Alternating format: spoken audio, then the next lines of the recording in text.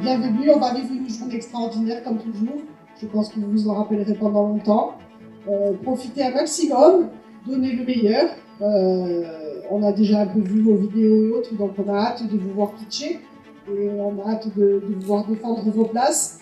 Quoi qu'il en soit, à la fin de la journée, vous aurez tous gagné parce que, encore une fois, cette expérience devrait rester longtemps dans vos mémoires.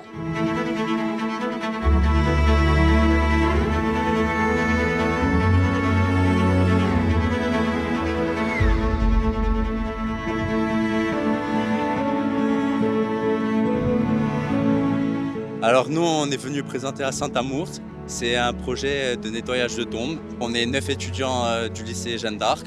On est passé devant les jurys, ça s'est bien passé. Ils ont posé des questions qui étaient assez intéressantes, ils se sont intéressés. Moi, je pense que le projet il peut intéresser pas mal de personnes. Moi, je suis fier parce qu'au début, on ne savait pas quoi faire. Et on a donné vie à cette mini-entreprise.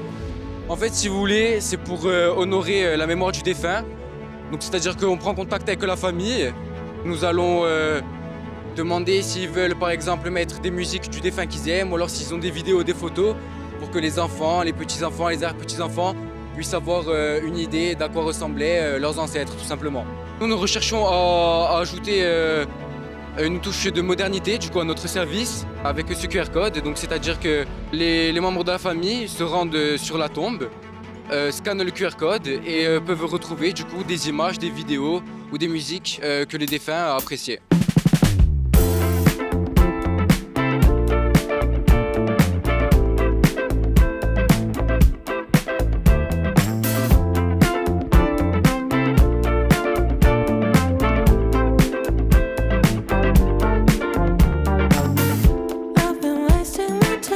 On est en classe de 3e 3 au collège Jean-Nicolet à Popriane. En début d'année, on a eu le projet sur le mal-être et le bien-être d'un élève. On avait aussi trouvé qu'en France, il y avait à peu près par an 18 élèves qui se suicident. Donc on voulait faire cette entreprise pour prévenir tout ça. Donc on s'est dit avec une IA qu'on pourrait scanner les copies des élèves anonymement et qu'au fur et à mesure de l'année, on pourrait détecter des changements dans l'écriture qui pourraient nous informer d'un mal-être envers l'élève parce que l'élève n'a pas toujours la force et l'envie d'en parler. Ça peut être une honte, un traumatisme, alors que dans l'écriture, il le dit sans le vouloir. Se dire qu'un élève s'est ôté la vie à cause de l'harcèlement sur les réseaux, sur le jugement que les autres peuvent porter sur nous, on aurait pu le prévenir avant. Donc on s'est dit qu'on allait faire ça en espérant que ça aide bien plus d'un élève et qu'on puisse avancer et que d'aller à l'école ne soit pas une phobie pour nous.